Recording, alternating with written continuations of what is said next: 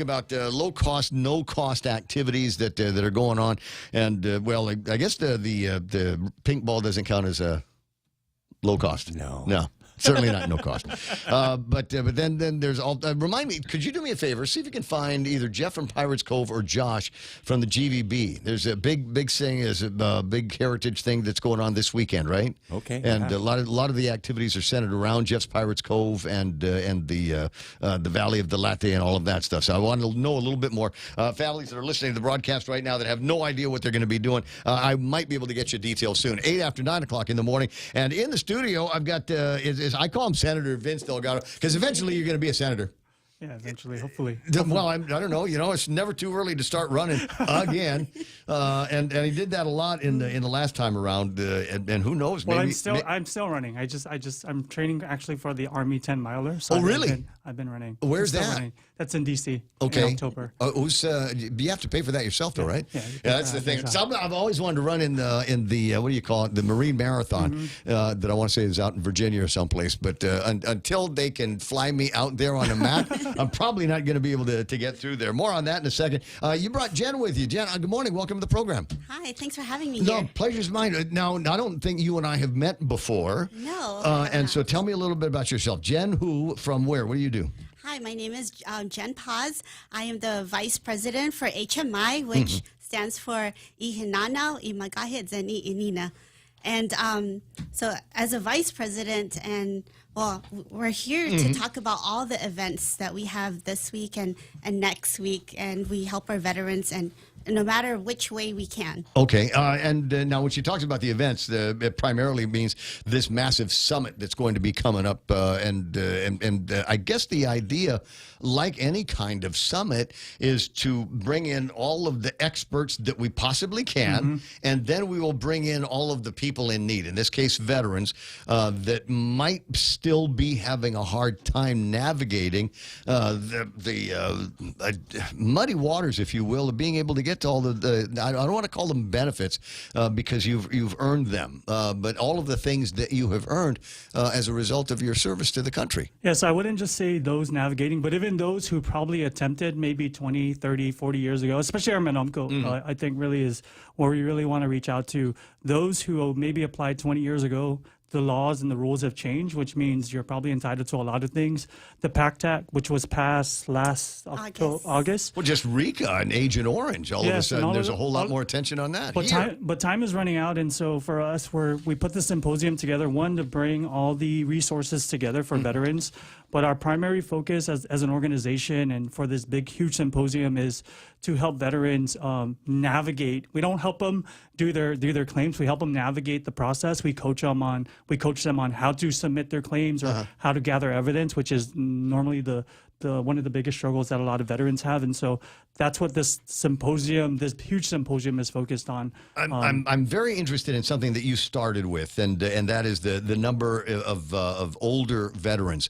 And it was kind of a cliche, with the guys that I knew that had gone to Vietnam and came back and said, okay, well, I've got this injury, this related to battle-related injury. I've got this.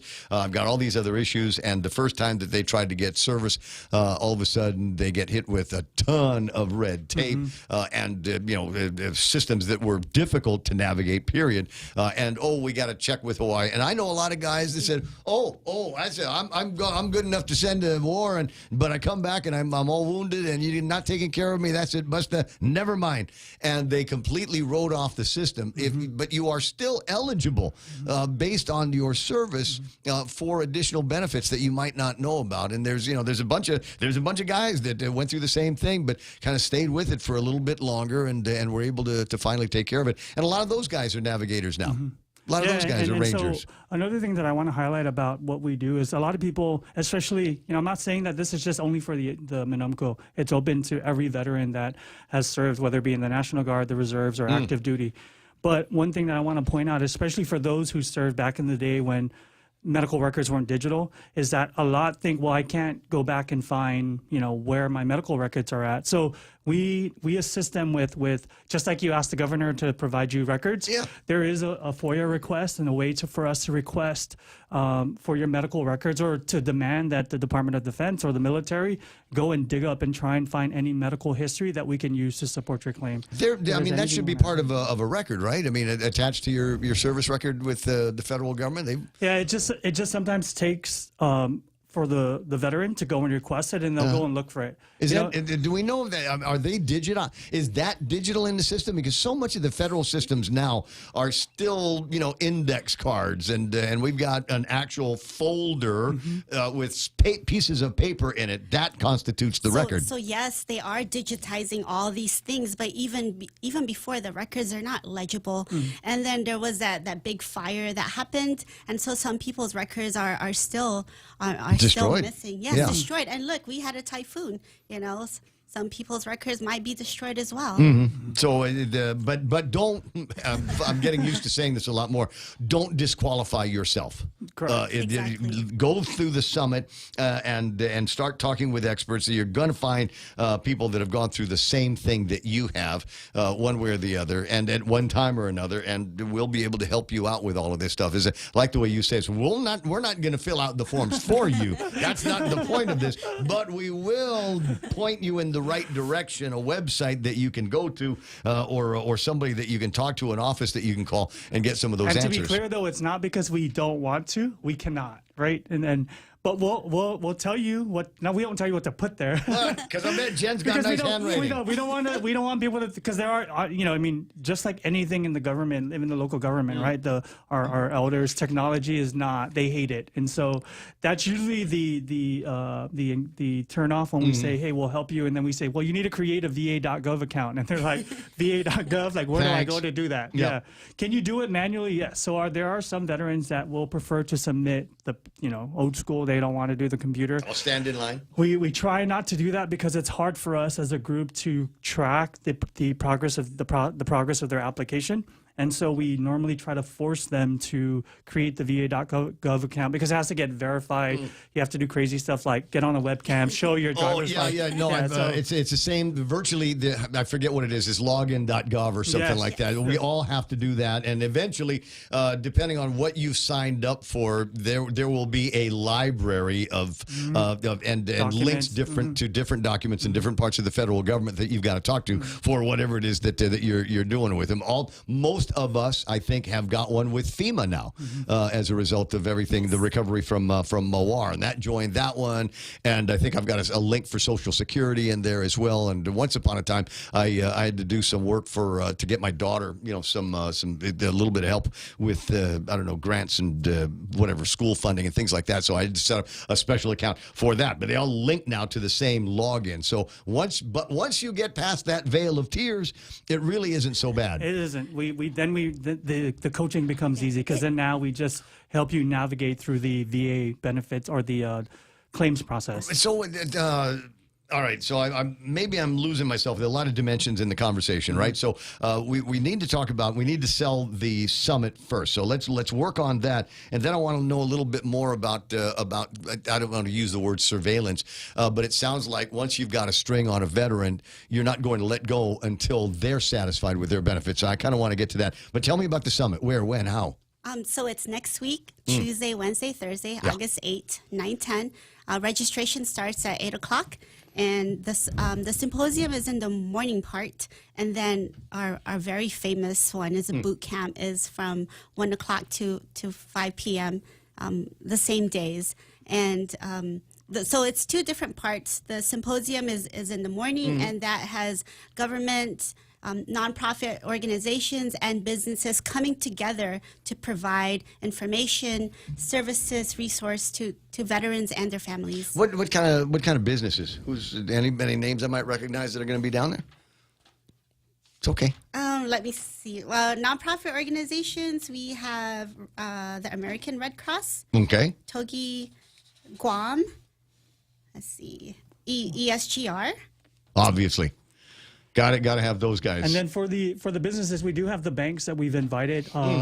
that provide VA loans. So Bank Pacific and Bank of Guam have been invited to talk about the VA loan process and what services and products that they offer at their bank. And so I know they're good. I know many veterans that have been able to get those, that are living in homes now as a result of this. And to keep it local, we didn't invite, was it PenFed that does home loans? Yes. Yeah. So we didn't invite PenFed. We wanted to keep it local. I'm just kidding. No. But we didn't even think about them. But Right. Well, we wanted to invite the local banks to come and talk about the VA loan and how that works. No, absolutely vital. Like I said, I mean, you might be forgetting the fact that there is such a thing as a VA loan, and taking a look and saying, well, I can't afford it at that interest rate, or I need a little bit more help to get my, I passed the 80% or whatever the deal is. But as I said, I know people, a variety of services, locals and guys that found themselves just living on Guam and loving it here, saying, that's it, I got to buy some real estate and real property. Or even those, like I met a veteran a couple of weeks ago who has been 100% for like 6 or 7 years. He didn't know that you can apply for the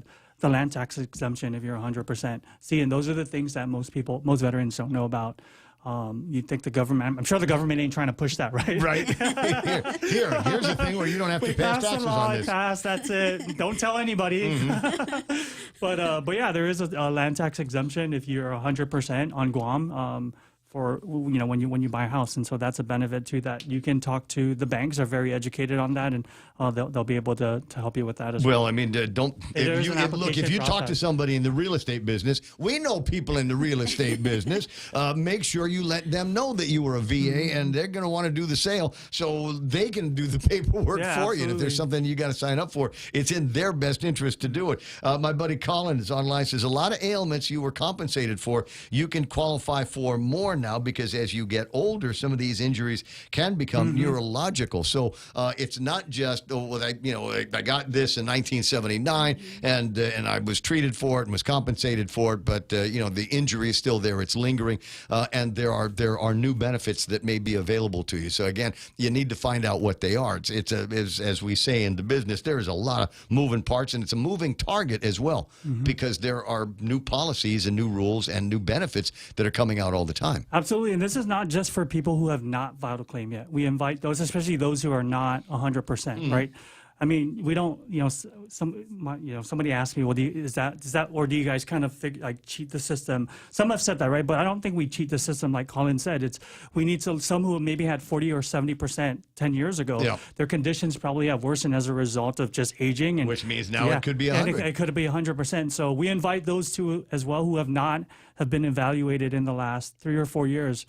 Because again, those are things we have some good coaches like Jen, we have Karina, we have Anthony who has been in here before, who have been very familiar with looking at like your, what's it called, the letter that you get, your determination letter that tells you like why you got denied or what is missing in order for your disability to be justified. So in legal business, we'd say there's an appeal process. In this case, there's a way to go back there and say, all right, some time has passed, the condition is improved or not improved to whatever degree, I've got to go see another doctor, go get a new diagnosis, and that new diagnosis, new technology, new medical terms and therapies might make it so that you'd be eligible for more than what you got before. And then, even the other thing too about... And it's not cheating if you're eligible for it. Yes, but the other thing that is good, or, good about our group is that we partner with other doctors in the community that are familiar with the VA verbiage and language, and they know how to look at your medical records and be able to help you support whatever disability you're trying to claim. And so that's a benefit of working with us as well. I'm of the impression now we're going to have the summit, and there's going to be a lot of guys getting in there, and there's a lot of conversation back and forth. But it sounds like, as I said, you're going to keep a string on these guys. Absolutely. So that even past the summit, somebody is going to check on them. It's going to be a buddy check, and somebody's going to call. Well, did you do this? Did you send this in? Did you send? What's the process? I mean, obviously you start with a relationship with these guys, and then pretty soon you're kind of their guardian angel through the process, right? Yes, it's basically it's guiding them through the process. Like what you said, it is a process. It's not going to happen overnight. Yeah. Some of our veterans, if you see their, they tell us, one guy we helped, it took him 62 years to get something, you know. So Wow. like he started 62 years ago and finally got something. But yes, the process, we start out with your VA account, and then we help you through the paperwork, get you through getting your records, and then we coach you. Okay, you filled out this paperwork. Yeah. Okay, what's next? Okay, we have to wait. You got this letter from the VA. What does it say? You know, what are your questions? But you know and it's two-way. So how many people are you guiding now? How many people do you have? Wow. We've helped at least over 1,000 Over within the last 1,000. year with just filing a new claim or Right. helping them file a increase to their current. That's a lot of guys, considering how small your outfit is. Yeah. I mean, it's not you're not battalion size yet. No, there's about four of us we're right now. even like a Team of four. That's hardly enough. That's hardly enough even for a respectable WhatsApp group. But to add on to what she said, Joe, Yeah. interestingly, like even just through conversation, like we've learned, and we're not going to say his name because I don't think is that even one of our local senators who never ever said he was a veteran. We never Yeah. knew that he was a veteran, but just through conversations and because of the way the system was set up 40 years ago or 30 years ago, and how he was, got out because of medical reasons, and the government kind of tried to push it under the rug. Even him, like we had to convince him, like, no, like that's the VA's, that's the federal government, the Department of Defense's responsibility. You've earned Because it. when you went to training, you were perfectly fine, right? You wouldn't have went there if you didn't pass a physical. You went there and you got injured, and they thought you couldn't continue your service and put you out. Even if there was something that maybe had happened before, it's still something that got worse because of your time in service. And so, Really? I mean, so But back in the day, like so like in boot camp, Yeah. you can get hurt But in boot it's like camp back and in then the day, earn- right? Think of it like this: like back in the day, it was okay for us to take soldiers to the wood line, right? And that was discipline, right? Versus now, it was okay to people knew that it happened. You just never talked about it. It's kind of the same thing, but now you can't do anything like that. Like you can't even yell You at them. can handle the truth. It's all right. Well, that might open things up for a whole lot more. There might be some guys that are just, I don't know, it's our way mamala about asking for The help. last time we were in here, our mom had called me and Yeah. was sharing how when her son was in service, they diagnosed him with some kind of bipolar disorder, some mental health issue. Yeah.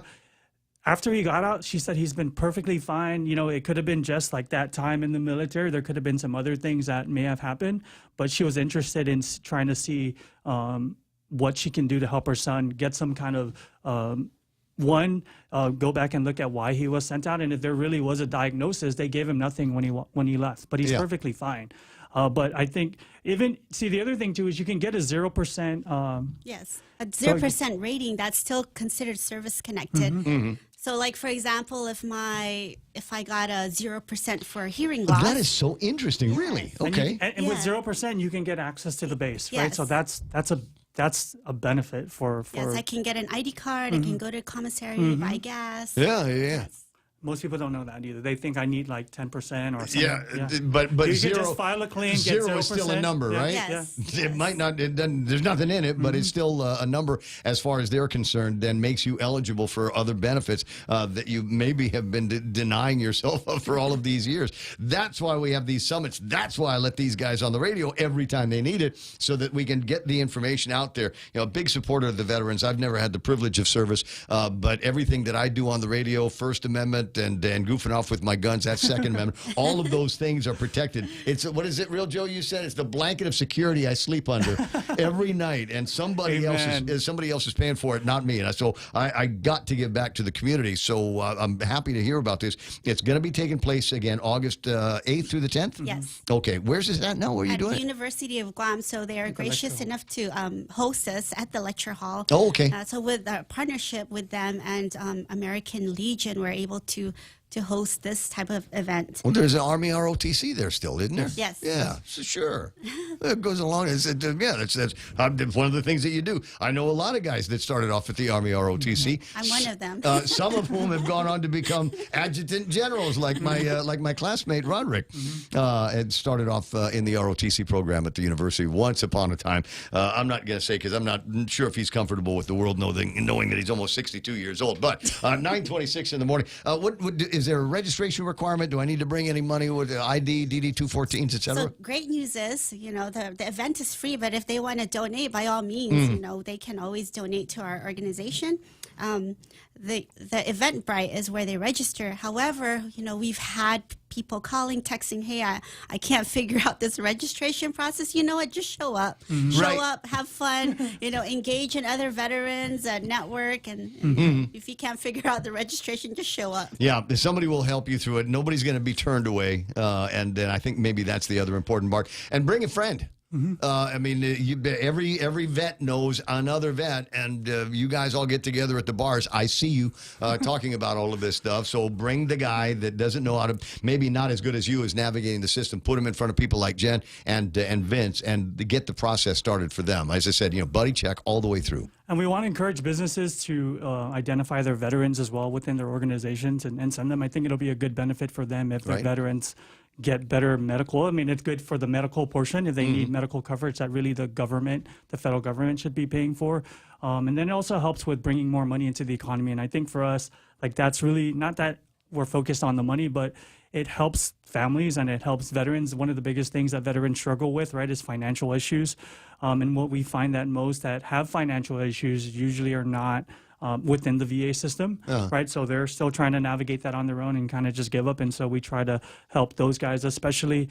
But yeah, we encourage the businesses and the community to come out. If you know a grandma, grandpa, uncle, cousin, all you have to ask them is if they've filed a VA claim. If they haven't, tell them to come to our symposium and we'll help them out. We talk about veterans, and there's a certain kind of past tense sound to all of that, but there are many men and women right now that are listening to the broadcast that might be in their last days, weeks, months of service in the Guard, the Reserve, or active duty. This would be a good place for them to show up to learn a little bit more, because you might not hear everything as you are rotating out of the world. We're rotating back into the world from the folks in the military. So it might be a good idea if you've got time to come to this, so that when you are finally a quote veteran after your time in is concluded, that you've got a better, more well-rounded understanding of what's available to you. I would say the target audience would be those that are separating within 2 years, right? 2 years is a good transition period to start trying to figure things out on when you get out. Oh, I was thinking about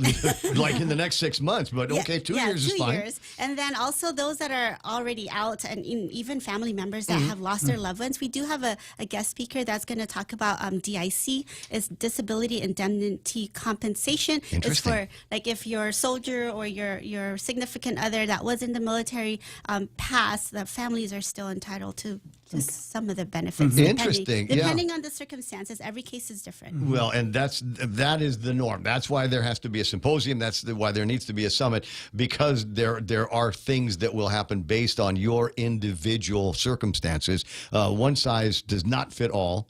Unlike the uniforms, but you got to get in there and figure it out for yourself in a lot of cases, or you got to find people that have been doing this and know where some of those benefits that might not be in the surface can be found, and it's not going to cost you anything except time. And we all got a little bit of that, and your spouse wants you to do that, and your kids want you to do that, and your folks want you to do that. Absolutely. So by all means, don't wait for any more invitations.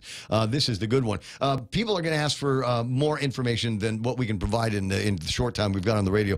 Is there some place on the web or social media where you can go? We do have our Instagram and Facebook. It's HMI Guam.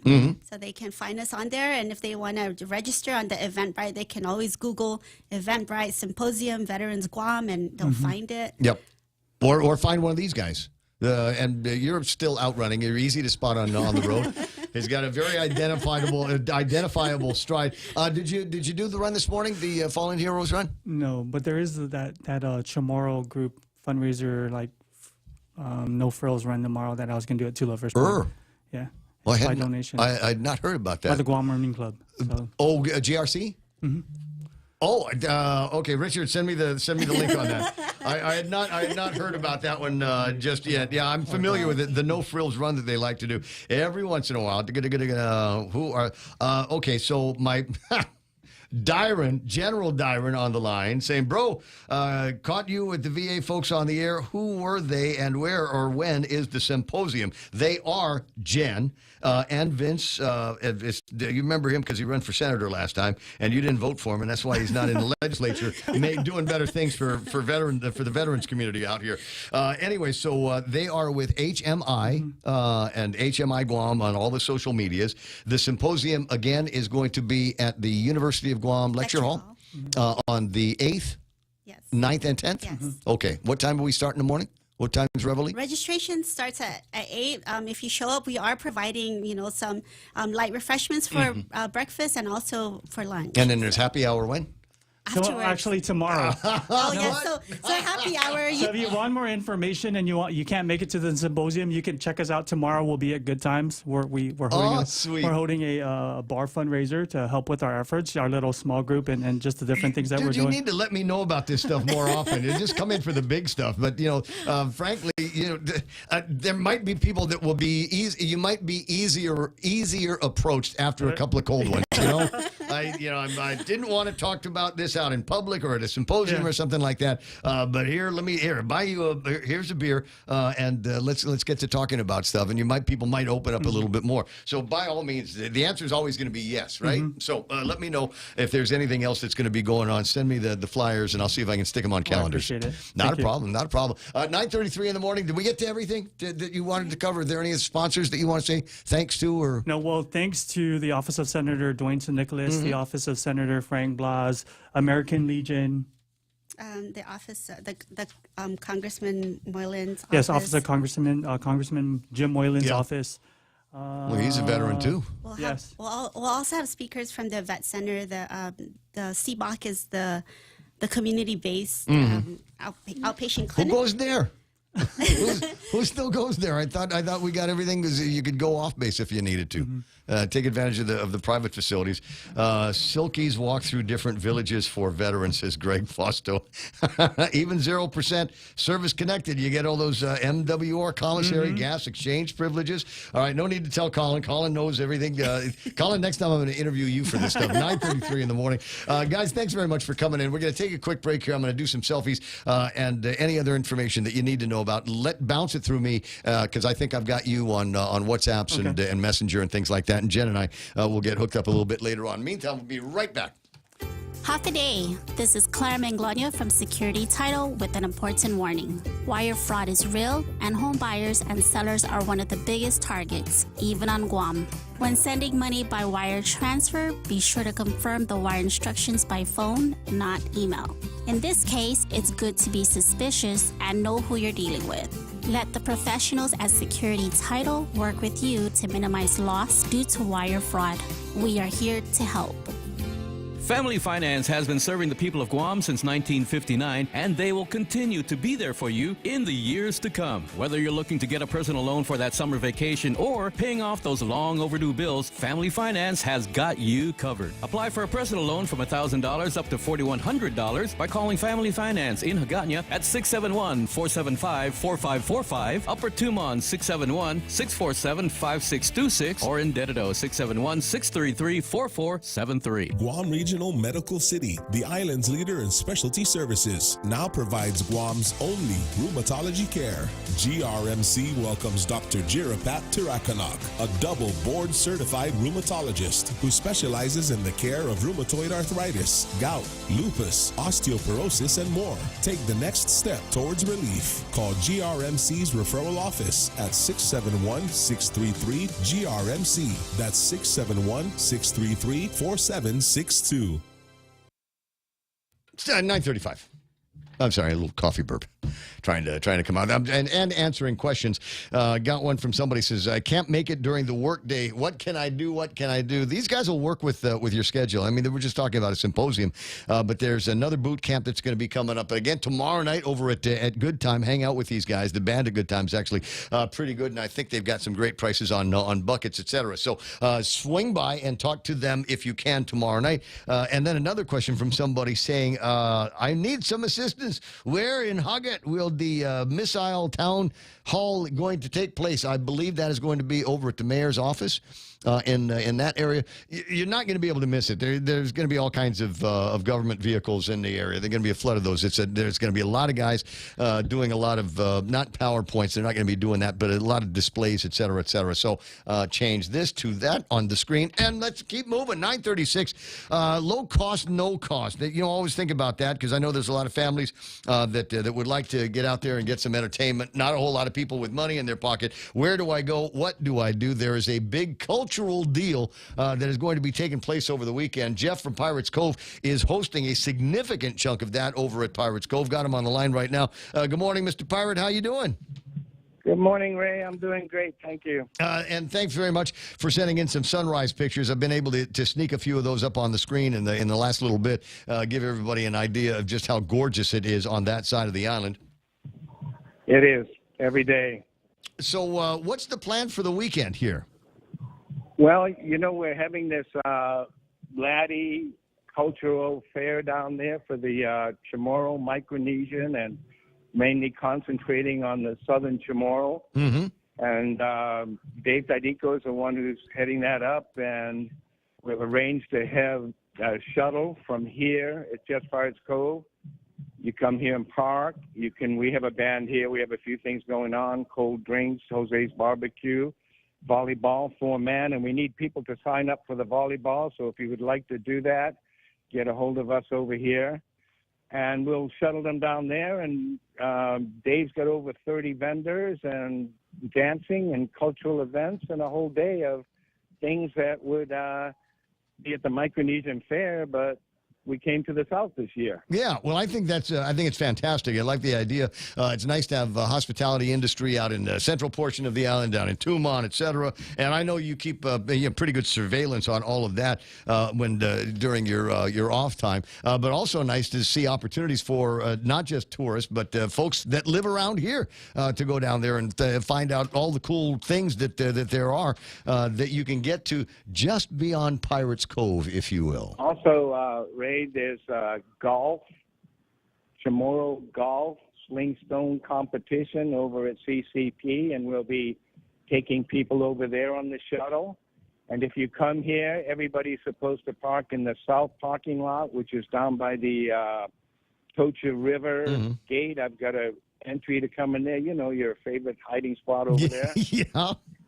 So we're going to park people there, and then they will walk through Pirates Cove and catch the shuttle in the front. And then, as you said, we opportunities to go either to golf course and then down to the Laddie of the Valley, the Valley of the Laddie. That's right, and they got several boats running down there and a lot of exciting entertainment. They will have their own food. We will have Jose's Barbecue, and we got lamb gyro and lots of good stuff. Ice cold Budweiser. I heard. And buckets of Ultra, Michelob Ultra on a good deal. So come down here tomorrow and enjoy. I think it sounds like a great plan. And as I say, low cost, no cost for all the families. And whatever, bring some folding money with you, whatever Jeff is going to charge, trust me, that's the best price he's going to be able to give you on that, whether it's something cold to drink or something hot. The Guam Business Bureau is taking care of things very well, and there's a lot of no-cost entertainment tomorrow. I think it's going to be fantastic. What time should I get down there? Well, they're going to start 9 o'clock for the shuttle. Wow. And it'll go up until like 5 or 6 o'clock at night. And they say every 15 minutes, but, we got to go as time goes. Also, the people that live in the South, Dave has a parking lot over there at Telefofo Bay.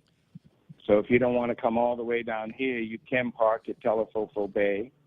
CCP has no parking, so you basically need to come see me to get to CCP and say hi to John Kramer over there. And, yeah, we'll just get over here, and we'll tell you what's next. All right. Well, I'm just kind of curious. I might, my daughter's last weekend before she goes off to college. And we've had terrific, dad and daughter times over at Pirates Cove. Might be one of the places that we drive down to, and maybe we'll spend some time with you and watch the entertainment and grab some hot wings and some cheeseburgers and cold beers. That would be great, Ray. I think so. Jeff, I do appreciate your time. I know how busy you are getting everything ready for tomorrow. Anything else you need, give Klitsky a call about 4 this afternoon. Okay, All I'll right. try. All right, talk to you soon. Jeff from Pirates Cove this morning on the eve of the big, massive get-together. Everybody going to be going down south. 941-888-8255, 888-TALK. And as we kind of get back into where a little bit more of the program might be, I think I've gone over most of the items on the table of contents, right? We've talked to everybody that we needed to talk to. I wasn't able to get Chris Barnett this morning, and I don't know if I asked Real Joe to try, but I will let you know, in case you have not heard, he will be on, there won't be a morning show on Candid today. Word I got from Cousin Troy just a little bit ago is that Senator Chris Barnett will join them this afternoon at 1:30 in studio to educate us about the situation with Guam's public schools. The interview will replace their daily 10 a.m. show. So, Chris Barnett with Cousin Troy at Candid. That's going to be nice. Oh, my God, I wish I was there. Oh, my God, I wish I was there. But I feel like, you know, the problem that I have, and it's, I feel like I want to referee this, but I don't want to referee this, right? You've got Chris Barnett, who's, you know, a capable, intelligent man at the legislature, and he has found a hill to die on. You got Frank Blas Jr., also intelligent man. These are people that I have a great deal of personal respect and affection for.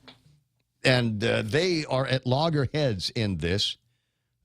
We all, I think, want to do what's right for the children, for the parents, faculty, staff, etc., and the million and one other things that have to be in place to properly start the school year. And I can, you know, I listened to Chris's thing yesterday. He'd gone live on Facebook. He sent me a couple of things, and I said, "Yeah, I'll get to these after I'm done watching you." so I didn't catch him live. It was the video on demand, but he was on. It was a 40-minute piece or so, and you could tell that he was getting kind of emotional in a couple of spots. And as I said, it's a great hill to die on, holding the government's feet to the fire when it comes to safety and health concerns for the kids, and then you've got a different view from Frank Blas Jr., who, I mean, his wife is a teacher, and will have to teach kids in maybe unsanitary spots, and with facilities that have been ill maintained for decades, but got to figure out a way to get the kids in classrooms and in front of teachers. And between the two of them, they think they both got the best version of it. But given the nature of the body that is the legislature, they did something, and I'm not sure I'd ever seen before. If I have, it didn't follow the same steps that we've got now, and that is we're going to take all of these ideas. We've already got a law that's already done. It's bill number, 37 or something. I forget what the original Chris Barnett legislature. We already have that one. That's the law of the land, that everything has got to be inspected before the start of the school year. There's got to be permits. We know what the roadblocks are, real or imagined, over at the Department of Public Health and Social Services, procurement issues that they've got to work through over at the Department of Education, yada, yada, yada, yada. So they did something, like I said, very unusual, never seen before. Virgin Trail, we call it, where we like all these ideas. Therese and Chris, good idea. We're passing that. Send that up to the governor's office. Frank and the rest of the body, we like your idea. We're going to send that up to the body. Kane Duane, yeah, very interesting piece of legislation. You've used the phrase, notwithstanding any other law. Whoa, not bad for a freshman. Let's send that one up to the governor's office as well. And then we'll throw in a couple of companion pieces about, bringing back some retired maintenance guys in the Department of Education. We'll do that. We'll do a way to make things a little bit easier for procurement, and hopefully it doesn't lead to endless challenges. But those two measures went up as well. So 5 pieces of legislation that got to the governor's office. And the governor now will get to stroke her chin and consider, among all of those different pieces of legislation, what's next. What are we going to do here? That's a potluck, man. Dude, can you imagine? So I don't know. A lot of different moving parts, a lot of different questions that will be answered. And they'll be answered by the governor, who says that, no, this is not my thing. You guys wrote me out of this. Remember, organic agro? Well, you guys, you do this, and we'll back you up to the degree that we can in the executive branch. And that, to me, sounded like we're going to make this look so bad for Chris and Therese. That was the win. That was the win. And depending on which of the three different policy legislations he chooses, they will always be able to, at AdLoop, suggest that Chris Barnett and Therese Terlahi threatened the education of our children. How could you possibly do that? They're already handicapped after having gone through 3 years of not learning during COVID-19. And now, the first year that they're going to be able to go back to school blah, blah, blah, without any restrictions. The first year that all of this is going to happen. And you want to hold off the start of the school year until everybody can open on time. This is on you. It's on you, Chris. Yep. That's how it's going to get painted. Do you know how it works? 888-825-5888-TALK is the telephone number. Another issue I wanted to wait. Let me get this up on the screen. This is one of those key cars, whatever. Was that a fire truck, Ray? Yes. I don't know if it was an actual working fire truck or whether it's some kind of aftermarket improvements or whatever. Small town. You know who's got that? Tattoo Shauna. What? Actually, it's going to be Dave's hobby car. That's cool. Tattoo Dave's. Do we name it? Is that going to be his name? I don't know. Shauna's if that's own. His name. I think I might be meandering to Shauna's own. So we got Tattoo Shauna and then Shauna's own. Will be the That's husband. better. Okay. All right. So anyway, this is going to be Shauna's owns Nice. hobby vehicle. 948 and a topic I brought up with Charlie Hermosa, which I think is fantastic, and it answers at least a little bit of a question. What the heck is happening with all of the junks that people have been dumping after Mawar? And it didn't even occur to me to do it. Sort of. I had a TV that it was not the most expensive TV in the world, right? It was a smart TV. I really, really liked it, and it developed. How do I want to say this? There are places behind the screen where there are LED lights that are strategically placed.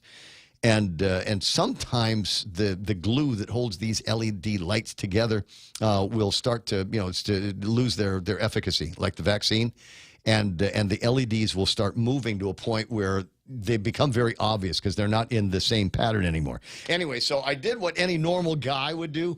I went to YouTube to find the video on how to fix that. Yeah.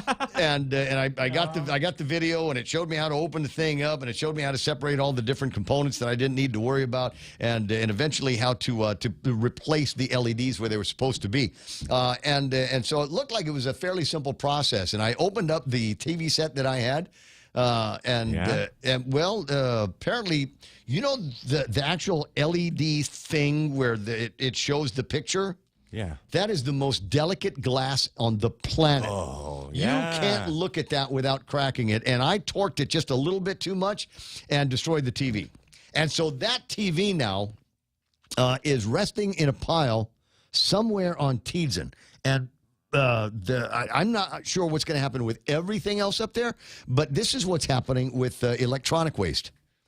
Universal Recycling Technologies in Oregon will recycle e-scrap, electronic scrap that traveled the equivalent of 1/3 of the circumference of the Earth. Federal officials are coordinating cleanups on the island territory of Guam after it was lashed in May by Typhoon Mawar, which brought sustained 140-mile-an-hour winds and pounding rain. That cleanup process includes recovering damaged electronics from dozens of schools. A federal contractor visited all 41 public schools on Guam to collect damaged electronics, solar panels, household hazardous waste. The material was combined with scrap and waste collected elsewhere on the island and then loaded into shipping containers. Julia Jamarlio, an EPA press officer assigned to typhoon response, told eScrap News. Everybody's got a newsletter, right? A news page. Told eScrap News the eScrap will be taken to the Universal Recycling Technologies facility in Clackamas, Oregon, which is somewhere near Portland. I'd like to live there just to say, where are you from? Clackamas. Caracas. Brian Catello, a regional sales manager at URT, said in an interview that San Jose, California-based hazardous waste firm Active Enviro holds a Federal Emergency Management Agency contract for the cleanup. The company, which has done business with URT for some time, contacted them about recycling the e-scrap. They've got over 24 containers of e-scrap material. Let me repeat that so it sinks in. Over 24 containers of e-scrap material, including 2 filled with solar panels. Each of the containers holding electronics will weigh roughly 20,000 pounds. So at the end of this, over 500,000 pounds worth of e-waste is going to, from Guam, is going to be headed to the URT for dismantling. The route has them traveling the equivalent of over a third of the circumference of the Earth, first to South Korea. Then they will be moved to a different ship bound for Los Angeles. Once there, the e-scrap, which includes computers, monitors, bulbs, solar panels, etc., will be loaded onto trucks and driven up to Clackamas. There's gold in there, Ray. I think there's gold. Dude, well, there's got to be something in there. I mean, it's an entire recycling, sounds like industry that is, bent to the, there's got to be something that you can take out of it. But it's the solar panels. And I was picking those up after the storm. Oh, Ana Delgado says it's pronounced Clackamas. My bad. Whatever. Calacas. Calicus. Calicus. It'll be pronounced Calicus from now on as a result of the Ray Gibson Show. Keena says, have a great and safe weekend. Jerome McDonald says, dude. Since he's talking about dude stuff, I found another picture up on Facebook. I'm not sure if I'm going to be able to get time to put it up on the screen. It's not because it says it's a story. Apparently, there is a UFC lady that was here on Guam not that long ago, and she was a UFC, but then she traded that in to become like a supermodel. And there's a picture purportedly taken of her here on Guam that I got a link to. So I want to see if I can get that up on the screen. I will. Yes, I can. Tell you what, quick break, and let me click on a couple of links and see if I can get this up on the screen. And we'll use that as a happy way to close the show for the guys. JV International Safety Equipment has it all for you. Fall protection, rain gear, traffic signs, speed bumps, custom signs and banners, PPEs, fire extinguishers, plus more. Check them out on Facebook at JV International Safety Equipment Company or visit their website, www.jvisec.com. JV International Safety Equipment, Guam's leader in occupational and environmental safety equipment. Call 688-9524. JV International Safety Equipment, located in Harmon Industrial Park.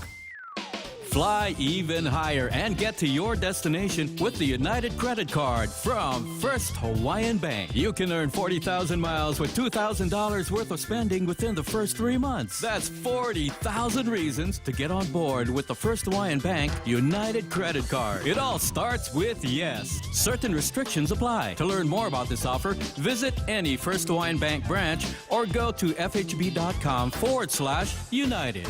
Subway just added 6 all-new sandwiches to the Subway series. You gotta have number 23. The Hot Shot Italiano is the De Niro of subs, loaded with pepperoni and salami. Come on now, get in the game. Pick number 19, the Pickleball Club. Ham, bacon, lettuce, tomatoes, onions. Number 23. That's to be continued because there's so much new at Subway. The Subway series of 16 sandwiches is not just a roster. It's the greatest Subway menu of all time. At Subway, you gotta refresh to be fresh. Wait, don't go yet, Peter Santos.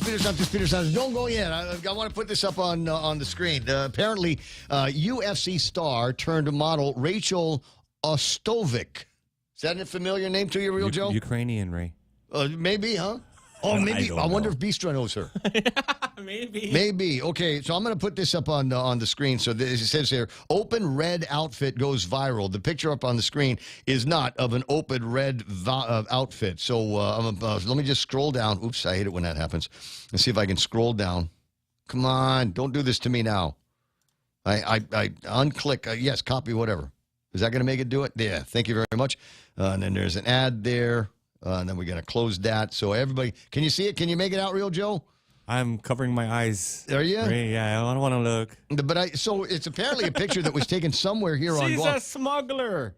But yes, he is a balloon smuggler. But here's the question: where was this picture taken, and why did not everybody in the world know that a UFC star / model was on Guam? We didn't get the memo. I didn't get to do the interview. I know that pillow. Right? It looks like a familiar pillow. Is it maybe a Doucet or the back corner over at Doucet? You're right where they got a drip. You know what I'm talking about, right? From the air conditioner, it drips down on you. All right. So one last thing. It's 9:56. I've got time to do this. So for tickets, 2 tickets. You should have reminded me to do this before I put the picture with the balloon smuggler on the screen. But while that's entertaining certain members, while the guys are distracted, ladies, here's an opportunity to win. Name the GT Academy driver on which the Gran Turismo movie is based. Here are your choices. Jan Mardenborough, Ray Gibson, and your mom. Could it possibly be any easier, huh? At 9:57 this morning, tickets for you and a friend to go and enjoy the world premiere of Gran Turismo. Lots of Nissan references in there, maybe even a couple of faces that you'll recognize. The original date was going to be the weekend after this, but we moved it over because the writer's strike. So the choices are, do I have a contestant? You have a Mark on line 1. Great way to end the week. Mark, buenas and half a day. What's up, Raymond? Going to try to make you a winner now. Name the GT Academy driver on which the Gran Turismo movie is based. Your choices are A, Jan Mardenborough, Ray Gibson, or your mom. Oh, Jan. Is absolutely right. I'm going to say Fitz. Hey, that's Kamua's wife. It's whose wife? Kamua. Oh, the comedian that was here last week. Yeah, I gotta go, guys. Bye. Wait. I'm going to put you on hold. Like, are you in trouble for saying that's somebody's wife? All right, now I got it. 9:57. And you just know that Mark would know the answers. So Real Joe's going to get some contact information out there. In the meantime, get that off the screen, get this on the screen, and see if there's a clumsy enough way to end the program. What a fantastic week. I was just looking over some pictures of the interviews and the selfies that I take after it was all done. I gotta say, want to say thanks very much for everybody that contributed one way or the other to making this a really, really good week for talk radios. A lot of issues out there, obviously, education, load shedding. Oh my God, let's hope that they've solved the problem out there. They didn't have load shedding last night. Fingers crossed that maybe we can make it all the way through without any more electrical emergencies and without me losing any more air conditioners. But you start off with Rick Scott, congressman, the senator from Florida, and then we got the admiral in here talk about what's going on with the missile defense EIS that's taking place, and a myriad of other people that they either called in or came by the radio station. Bistra says, "No, Ray, I don't know that chick." It's too bad. There seem to be there's some similarities between you and her. I'm talking about the beautiful faces, ladies and gentlemen. And speaking of people in the studio, it's been far too long since I've heard from you on the phone, and far too long since TJ has been by the radio station. So maybe we'll work on closing those gaps. I gotta get out. I get stuff to do. I think I have to install another uninterruptible power supply. So it is possible in the next little bit that you will lose the network feed. We won't even be on the streams. It'll take some time, as it did, to reboot some systems, but I intend to do that with a brand new uninterruptible, however you want to define that, power supply. In the meantime, we're KUSG. I got you. 93.3 is the point. I hope you have a fantastic weekend. There's a lot going on, and I've got all kinds of great plans that I've got. Hopefully I get a chance to see you out there at some of these no-cost, low-cost events. In the meantime, stand by for Fox News Live. Here, KUSG again, 93.3 is The Point.